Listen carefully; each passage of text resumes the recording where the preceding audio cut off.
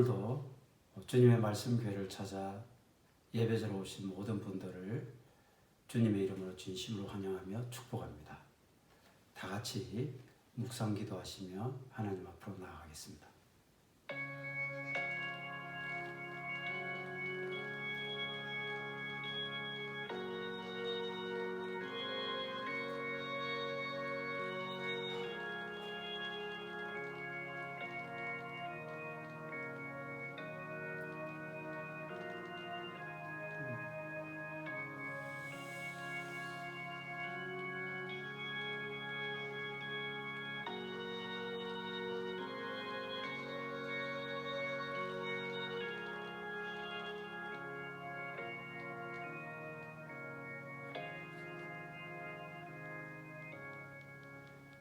언약의 신실하신 하나님 아버지, 오늘도 그 언약에 따라 하나님 아버지를 예배하고자 저희들 예배자로 섰습니다.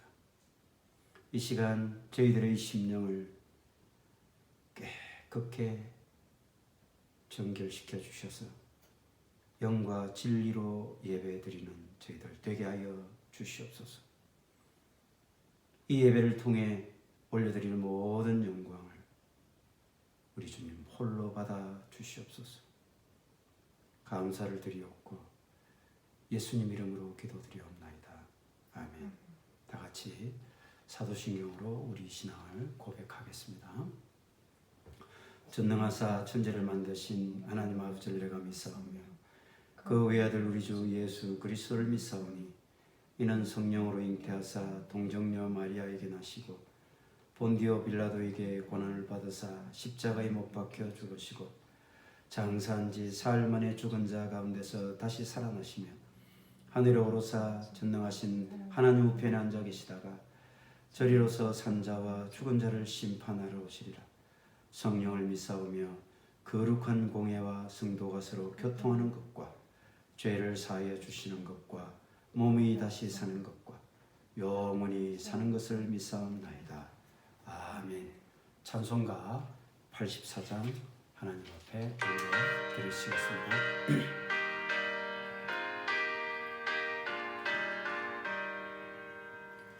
온 세상이 캄캄하여서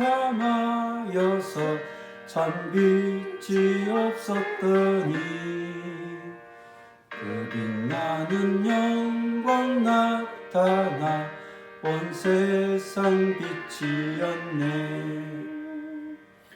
영광 영광의 주 영광 영광의 주 밝은 그 빛 내게 비추었네.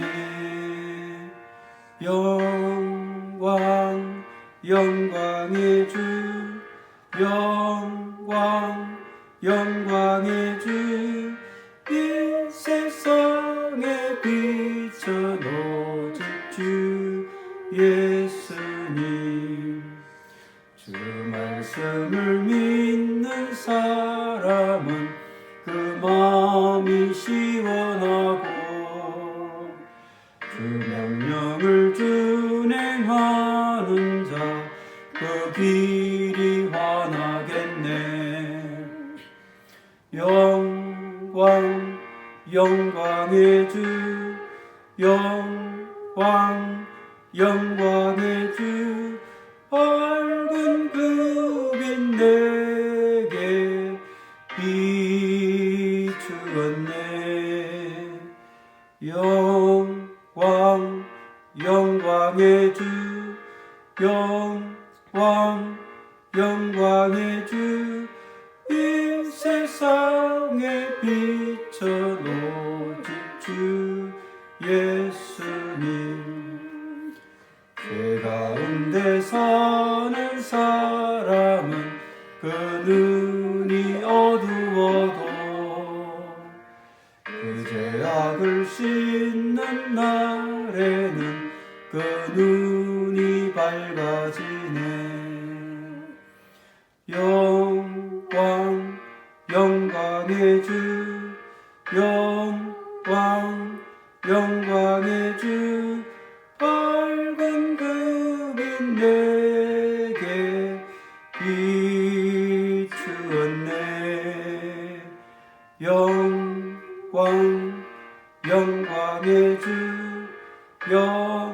왕 영광의 주 이 세상의 빛은 오직 주 예수님. 아멘. 오늘 우리에게 주시는 하나님의 말씀은 창세기 45장 3절에서 8절까지 말씀입니다. 각 가정에서도 창세기 본문 말씀을 같이 찾아서 한 마음으로 봉독하겠습니다. 45장 3절에서 8절까지 다 찾으신 줄 알고 제가 봉독합니다. 요셉이 그 형들에게 이르되 나는 요셉이라. 내 아버지께서 아직 살아 계시니까? 형들이 그 앞에서 놀라서 대답하지 못하더라. 요셉이 형들에게 이르되 내게로 가까이 오소서. 그들이 가까이 가니 이르되 나는 당신들의 아우 요셉이니 당신들이 애굽의 판자라. 당신들이 나를 이곳에 팔았다고 해서 근심하지 마소서. 한탄하지 마소서. 하나님이 생명을 구원하시려고 나를 당신들보다 먼저 보내셨나이다. 이 땅에 2년 동안 흉년이 들었으나 아직 5년은 밭갈이도 못하고 추수도 못할지라. 하나님이 큰 구원으로 당신들의 생명을 보존하고 당신들의 후손을 세상에 두시려고 나를 당신들보다 먼저 보내셨나니. 아멘. 우리는 지난 시간에 아브라함을 통해서 하나님께서 약속을 주셨다고 말씀을 나누었습니다. 하나님께서 왜 아브라함을 선택하셨다고 했습니까? 바벨탑 사건 때문입니다. 바벨탑 사건 이후에 인간은 언어를 잃어버리고 그리고 온 지면 위에 흩어지게 되었습니다. 하나님께서 이렇게 온 지면에 흩어 심판하셨던 인류를 이후에 구원하셨다는 역사가 없습니다. 그런데 그 역사를 바로 아브라함을 부르시고 그를 통하여 민족과 국가를 이루어서 결국은 하나님께서 온 인류 구원의 그런 역사를 써 가시는 첫 단추로 바로 아브라함을 부르시는 사건으로 시작을 하셨다는 것입니다. 그래서 아브라함을 이렇게 부르신 이후에 그에게 주신 복의 내용은 바로 자손에 대한 복 그리고 땅에 대한 복을 허락해 주셨습니다. 아브라함을 통해서 무수히 많은 자손을 그리고 아브라함이 여기저기로 밟는 가나안 땅, 그 땅을 주시겠다고 약속하셨습니다. 그렇지만 우리가 아는 것처럼 아브라함의 그 만년에 자손은 어떻습니까? 100세 되었을 때 겨우 이삭이라는 아들 딸랑 한 명. 땅은 어떻습니까? 그의 안에 사라를 매장할 땅이 없어서 이리저리 고민하다 헤브론에 있는 에브론의 막벨라 굴, 그 마무리 앞에 있는 막벨라 굴 그 땅 한 평 사서 겨우 안에 사라를 매장하였습니다. 이렇게 아브라함의 생애만 놓고 보면 하나님께서 그에게 하셨던 약속은 전혀 근거가 없고 터무니없는 약속처럼 들리지 않습니까? 하나님의 약속이 공수표였는가? 그렇지 않다.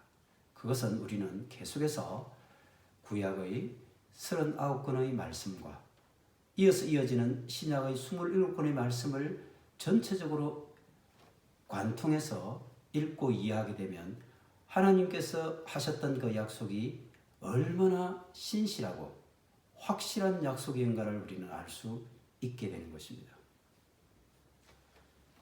사실 구약 39권의 역사를 단적으로 말하면 우리는 하나님께서 약속하셨던 그 땅을 얻는 과정을 기록한 역사라고 할 수 있습니다. 그것이 창세기부터 여호수아까지의 역사입니다. 여호수아 때 비로소 하나님께서 약속하셨던 땅을 얻게 되지 않습니까? 그런데 여호수아부터 구약의 마지막 책이라고 하는 말라기까지는 어떻습니까? 하나님께서 허락하셨던 그 땅, 그 땅을 이제 그들이 상실해가는 역사가 기록된 책입니다.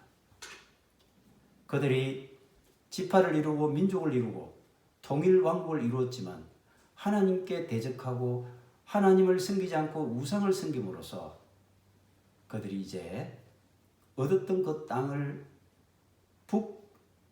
북이스라엘은 아수르에게, 또 남유다 왕국은 기원전 586년에 바벨론에 의해서 빼앗기게 되는 그런 역사가 기록된 책, 그것이 바로 구약 39권의 역사라고 말할 수 있습니다.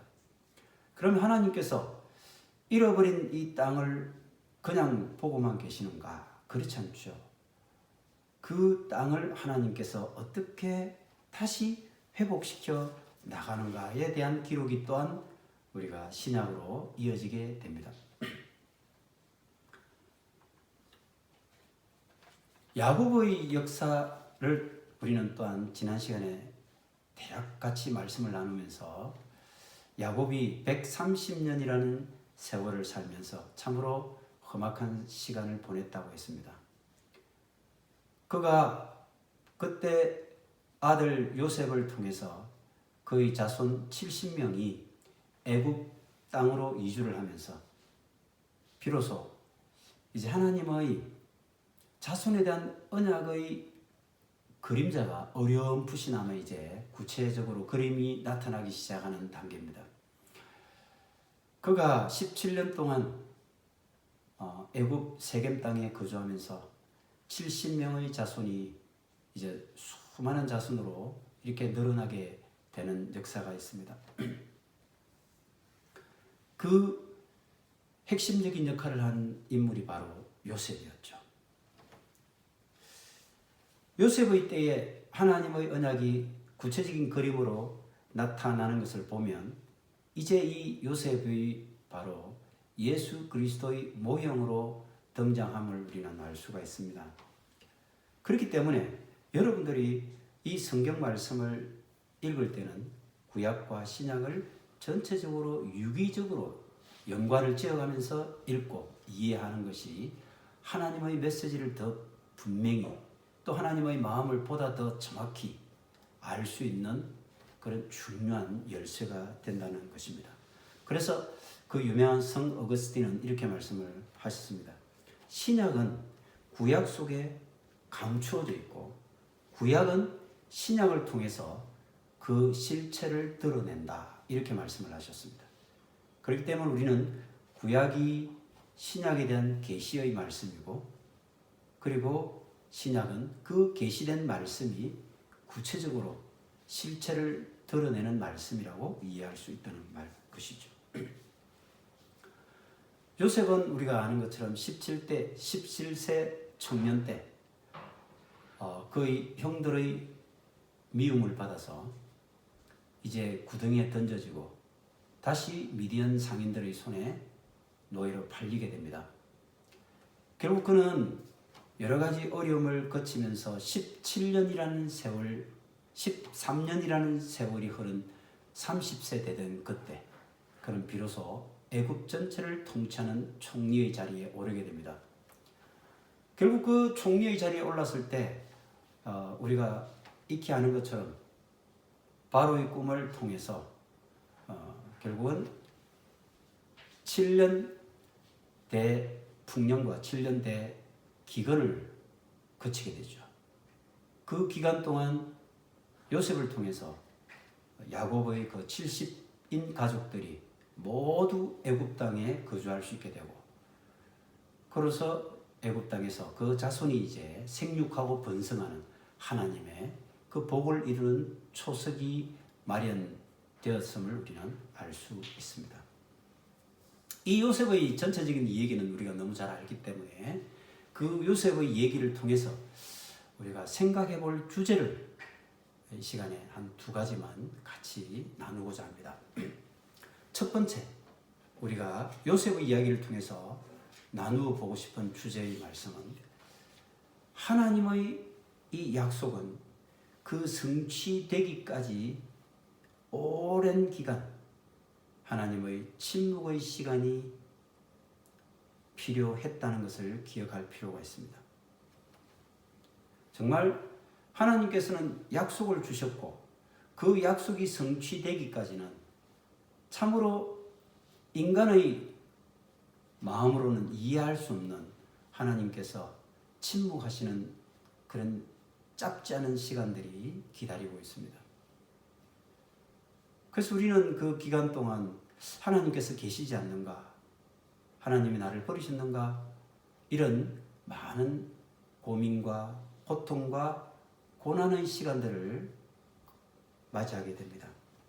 하지만 우리는 하나님께서는 한 번도 그 약속에 대해서 시건하신 적이 없고 그 약속에 신실하지 않으신 적이 없기 때문에 우리는 그 하나님의 침묵의 시간이 우리에게 어떠한 비밀을 가지고 있는 비밀의 문인가를 깊이 생각하며 고찰할 필요가 있습니다. 인간은 침묵이 흐르고 하나님의 그 응답이 나타나지 않을 때는 너무 조급해합니다. 그래서 나름대로 그 문제를 해결해 보려고 자기의 머리를 털고 인간적인 방법을 수단을 동원해서 그 문제를 해결해 보고자 그렇게 몸부림치는 그런 시간들이 있지 않습니까? 오늘 본문에 등장하는 요셉 또한 마찬가지였어요. 요셉도 나름대로 그 자기에게 주어진 하나님의 그 침묵의 시간들을 벗어나보고자 몸부림 쳤던 사람입니다. 창세기 40장 마지막 말씀이 이렇게 나와요. 술 맡은 관원장이 요셉을 기억하지 못하고 그를 잊었더라. 우리가 아는 것처럼 요셉이 감옥에 갇히고 그 감옥에서 술 맡은 관원장과 떡 맡은 관원장을 만나지 않습니까? 결국 그들의 꿈을 잘 이렇게 풀이해주고 살게 될 술 관원장에게 그렇게 부탁을 합니다. 당신이 풀려나서 바로에게 다시 복직이 되거든 나를 기억해서 이 참으로 죽음과 같은 감옥에서 억울한 이 감옥살이에서 나를 좀 벗어나게 해주십시오. 이런 인간적인 청탁을 하게 되거든요. 사실 요셉으로 봐서도 그 침묵의 시간, 하나님께서 약속하셨지만 그 약속이 실현되어지는 그 시간까지 너무 길고 기다림이 고통스럽고 힘들었기 때문에 이 술 관원장에게 그렇게 인간적인 청탁을 넣었다는 것입니다. 그 시간이 41장 1절에 이렇게 나옵니다. 만 2년 후에 바로가 꿈을 꾼 적, 바로의 꿈의 해석이 나타나기까지는 바로 720일이라고 하는 또한 작지 않은 그런 기다림의 시간이 요셉에게 필요했다는 것을 성경은 생생히 증언하고 있습니다. 하나님, 그 말씀이 구체적인 모습으로 이 땅 가운데 실현되기까지는 요셉에게도 짧지 않은 시간이 필요했다는 것이죠. 그런데 요셉에게 이 하나님의 약속의 말씀이 실체로 나타나기까지는 때가 필요했습니다. 때가 차매 요셉이 바로의 꿈을 해석하게 되고 총리 자리에 오르게 되는데 우리들 역시 마찬가지 아닙니까? 이렇게 하나님께서 우리에게 하셨던 약속의 말씀, 이 약속의 말씀이 우리 삶 가운데 구체적인 모습으로 드러나지 못하고 그래서 아무리 찾아봐도 그 약속의 실체가 우리에게 만져지지 않을 때 그때 우리는 하나님의 부재를 경험하게 됩니다. 하나님께서 침묵하시는 고통의 시간들을 우리는 보내게 됩니다. 지금 이 가운데 그 고통의 시간, 하나님의 부재의 시간을 경험하고 계신 분들이 아마 적지 않으리라고 저는 믿습니다. 그러나 때가 찰 때 하나님께서는 그 약속의 실체를 드러내시는데 신약시대에서도 예수님께서 온 인류의 구원자로 오시기까지는 400년이라고 하는 하나님의 침묵의 시간이 있었다는 것을 우리는 잘 알고 있지 않습니까? 그 침묵의 시간이 우리에게는 하나님의 부재처럼 느껴졌지만 하나님께서는 그 침묵의 시간 동안 일하고 계셨다는 겁니다. 하나님은 그분의 구원 사역을 차근차근 준비해가고 그 일을 중단 없이 행하고 계셨던 그 시간이 우리에게 하나님의 부재로 느껴지고 하나님의 침묵의 시간으로 그렇게 고통으로 다가오게 되었던 것이죠. 그러나 이 침묵의 시간이 왜 필요했을까요? 욥기 23장 10절에 그가 나를 단련하신 후에 내가 정금같이 되어 나아오리라. 그가 나를 단련하기 위해서 우리는 그분이 허락하시는 침묵의 시간들을 보내야 한다는 것입니다. 시편 말씀 105편 16절에서 19절 말씀을 보면 이렇게 나옵니다. 제가 봉독합니다. 그가 또 땅에 기근이 들게 하사 그들이 의지하고 있는 양식을 다 끊으셨도다. 그가 한 사람을 앞서 보내셨으며 요셉이 종으로 팔렸도다. 그의 발은 착고를 차고 그의 몸은 쇠사슬에 매였으니 곧 여호와의 말씀이 응할 때까지라. 그의 말씀이 그를 단련하였도다. 요셉이 이렇게 한 사람을 앞서 보내셨다고 말씀하고 있지 않습니까? 이렇게 보냄을 받았는데 그 보냄을 받고 응답을 받기까지 그의 발은 착고에 차이고 몸은 쇠사슬에 묶인 그런 아주 오랜 2년 이상의 세월이 그렇게 흘러야만 했다는 것입니다. 왜 그랬습니까?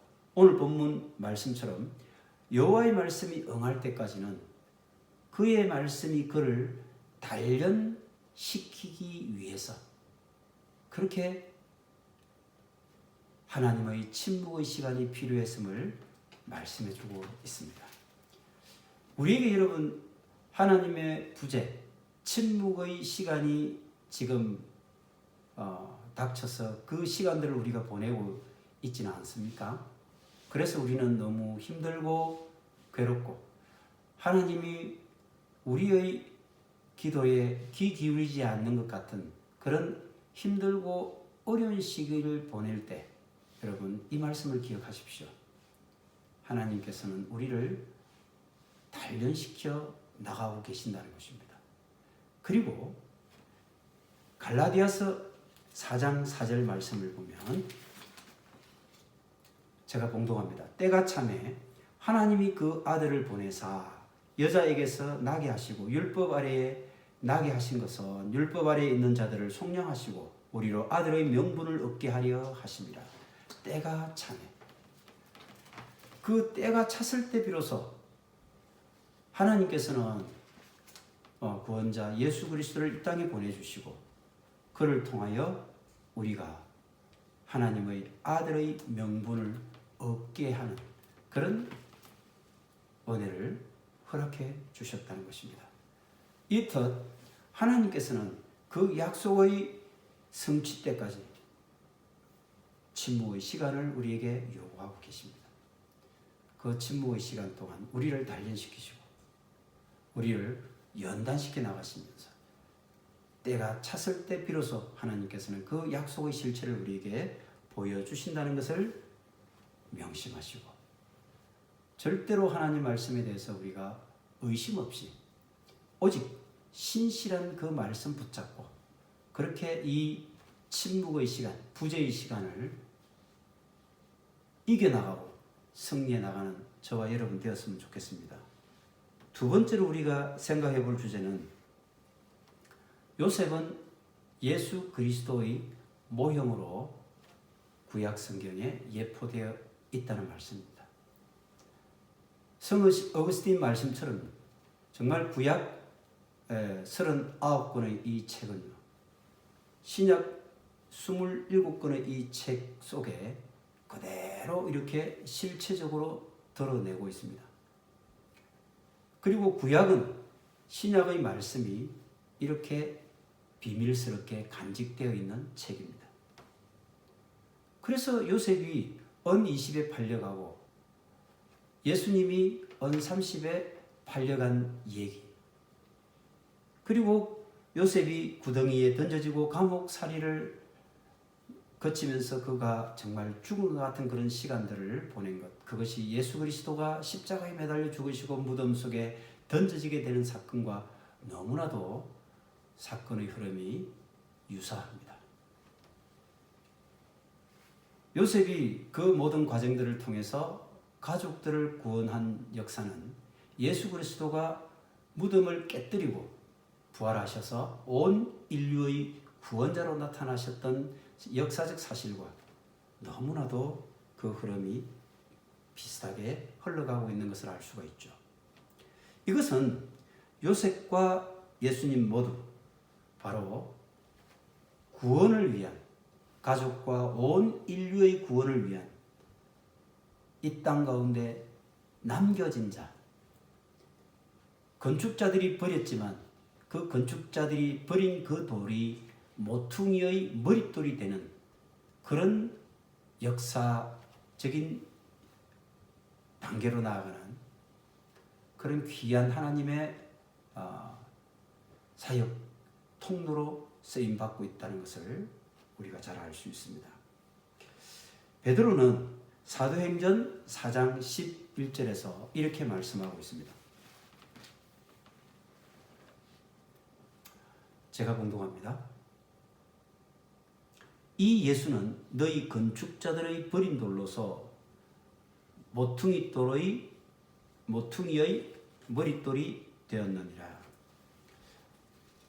다른 이로서는 구원을 받을 수 없나니 천하 사람 중에 구원을 받을 만한 다른 이름을 우리에게 주신 일이 없음이라 하였더라.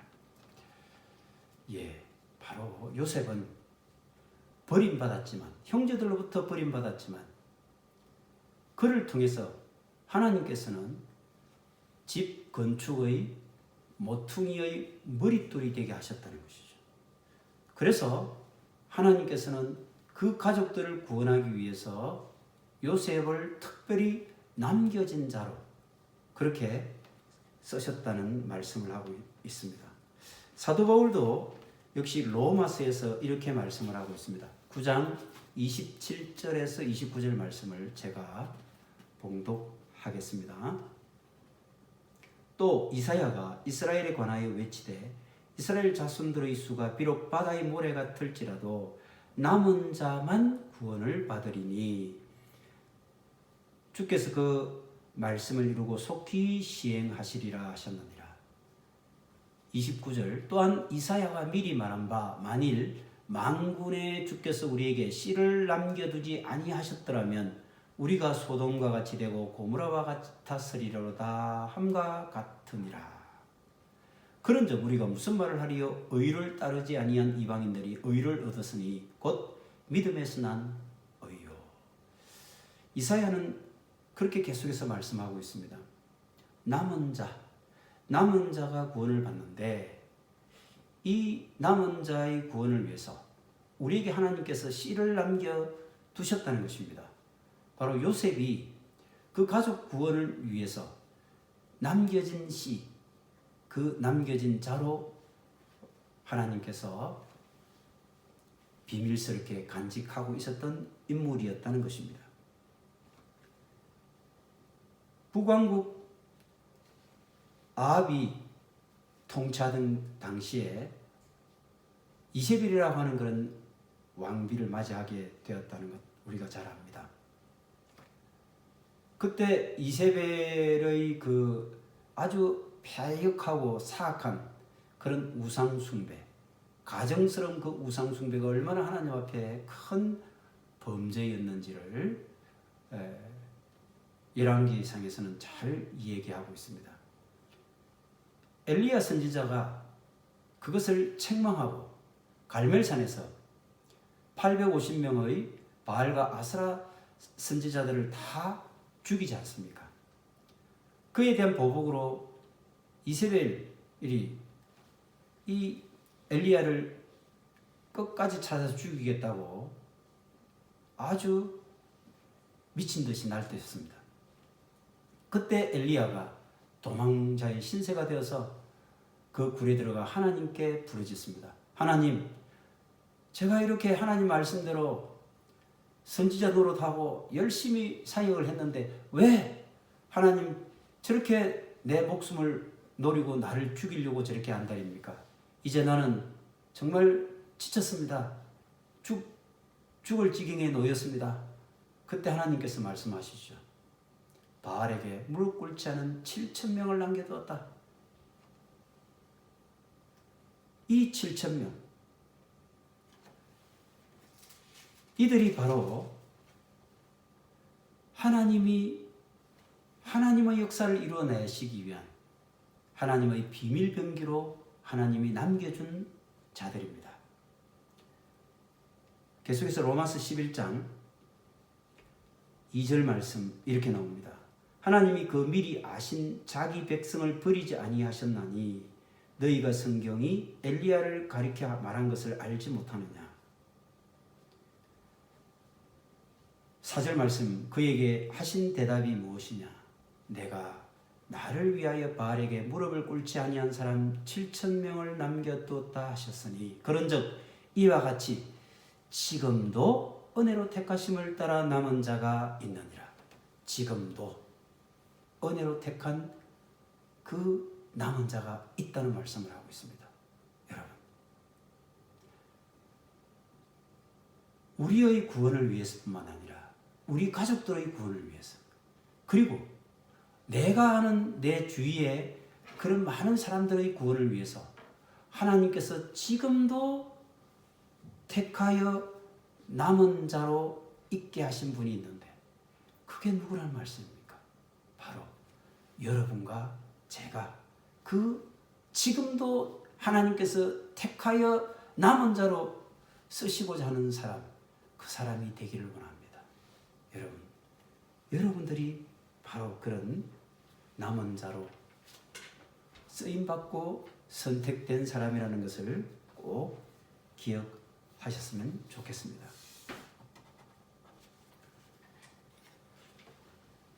요셉은 결코 팔려간 사람이 아니었습니다. 시편에서 말씀하셨던 것처럼 온 가족들 구원을 위해서 파송된 것이었습니다. 하나님께서 미리 그곳에 보내놓으셨다는 말씀이죠. 여러분, 저희 모두가 다 그렇게 파송되어 남은 자로 예수 그리스도의 복음을 증거해서 많은 영혼들을 살리는 구원자로 그렇게 우리가 쓰임받는 요셉과 같은 인물이 되었으면 좋겠습니다. 마지막으로 우리 한 가지만 더 기억해야 될 주제가 있습니다. 우리가 남은 자, 정말 모퉁이 돌과 같이 그렇게 구원을 받는 자로 쓰임받지만 하나님께서는 반드시 필수적으로 요구하고 계시는 것이 있습니다. 바로 믿음이지요. 믿음입니다. 그래서 구원자로 믿는 그 믿음이 없이는 결코 참된 구원에 이룰 수 없다는 것을 말씀하고 있습니다. 30절에 다시 한 번 더 로마서 9장 30절, 그런즉 우리가 무슨 말을 하리요? 의를 따르지 아니한 이방인들이 의를 얻었으니 곧 믿음에서 난 의요. 오직 구원은 구원자라고 믿는 예수 그리스도 그분만이 참 하나님이시며 그분만이 유일한 우리의 구원자이시라고 하는 사실을 믿어야 한다는 것입니다. 아브라함이 그것을 믿었기 때문에 하나님께서는 그것을 의로 여기셨다고 하셨듯이 우리가 예수 그리스도를 구원자로 믿는 우리의 믿음만이 참된 의를 이루고, 그래서 우리가 그 의를 통하여 하나님의 자녀가 되는 그런 길을 걸어갈 수 있게 된다는 것입니다. 우리는 오늘 요셉의 일생을 통해서 하나님의 침묵은 반드시 그 비밀을 여는 때가 있다는 것을 말씀하셨습니다. 그 기간 동안 우리는 연단되고 단련되어질 필요가 있습니다. 하나님이 쓰실 그릇으로 그렇게 빚어 가신다고 하셨습니다. 때가 차면 반드시 그분은 이제 그 그릇을 사용하실 것입니다. 또한 하나님은 그 구원할 자기 백성들을 위해서 남은 자를 그루터기, 즉 모퉁이 돌을 준비해 두고 계신다고 했습니다. 그 모퉁이 돌이 구약에서 요셉이었고 신약에서 예수님이었습니다. 그러면 지금도 바로 그 예수님의 구원 사역을 우리를 통해서 이루어가고 계신다고 하는 것을 우리가 말씀했습니다. 오늘 이 말씀을 통해서 여러분과 제가 그런 모퉁이 돌, 그루터기로 그렇게 그 소명을 감당하는 그 일에 우리 모두가 결단으로 나서는 이 시간 되기를 간절히 축원합니다. 다 같이 오늘 말씀을 기억하면서 기도하겠습니다. 하나님 아버지, 부족하고 허물 많은 저희들을 끝까지 사랑해 주셔서 건축자들로부터는 버림을 받았지만 집 모퉁이의 머릿돌이 되신 그 예수님을 통해서 우리에게 구원의 선물을 주시니 이 은혜를 저희들이 무엇으로 보답할 수 있겠습니까? 그저 고맙고 감사할 뿐입니다. 저희들도 주님께서 구원의 복음을 위해 그렇게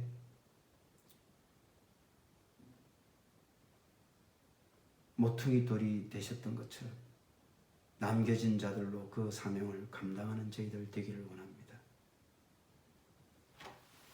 이제는 우리 주 예수 그리스도의 은혜와 하나님 아버지의 무한하신 사랑하심과 성령님의 교통, 교제, 충만, 치유, 회복케 하심이 요셉처럼 언약의 때를 기다릴 줄 아는 믿음의 사람이 되고 요셉처럼 복음을 위해 남겨진 자가 되기를 결단하는 사랑하는 모든 주님의 백성들 머리 위에 그리고 그 가족들과 일터와 모든 인간관계 속에 지금으로부터 영원까지 함께하여 주시기를 간절히 축원하옵나이다.